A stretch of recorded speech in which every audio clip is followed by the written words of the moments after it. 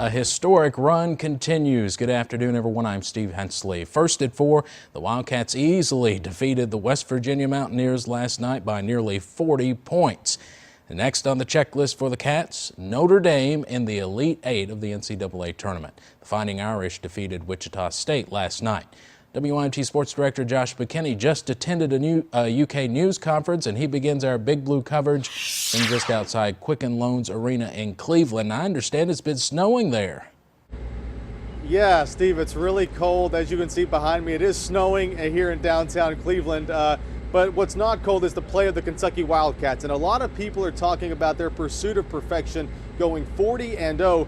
But while meeting with the media earlier this afternoon, head coach John Calipari wanted to make clear, while the team's record is perfect, the team itself is not. We're not perfect. We're undefeated. I mean, we should have lost 5 or 6 games. I mean, easily could have lost those games. And we were lucky enough to win, stay undefeated. We're not perfect. But I think someone would have to play well the way they play. You know, the thought of playing fast or pressing, playing slower, and I don't know. It's how do you play, and you play your best. But here's the great thing.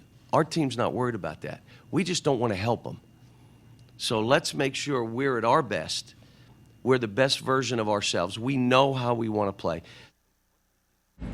Tanner Hesterberg with me now. Tanner, despite what Cal says, I think it'll be hard to convince all the Kentucky fans up here that the Wildcats are anything but perfect. Well, and as Cal will tell you, this perfect record has already driven a fan base that he already calls crazy, even more crazy, and that's evidenced by a lot of the Big Blue fans we're seeing here in Cleveland. Josh, there's a guy I spoke to today. He's such a big fan. He has around 50 tattoos, many of them UK tattoos, and he may miss the birth of his grandchild because he's here in Cleveland to cheer the Cats on in the NCAA Tournament. I talked to him today. Here's an excerpt. Thomas Younts may be from Hayside, Virginia, but his allegiance lies with Kentucky, as evidenced by the 50 tattoos covering his body. His ink includes UK above his eyebrows and Wildcat spelled out on the back of his fingers. I love my Wildcats, and I love UK, and I want people to know it, and I want them to see it on me and everything. That way they will know who I support. And I mean, I have people all the time that come up to me and say, let me guess, you're a UK fan. Yeah, look, just a little bit. That's what I always tell them.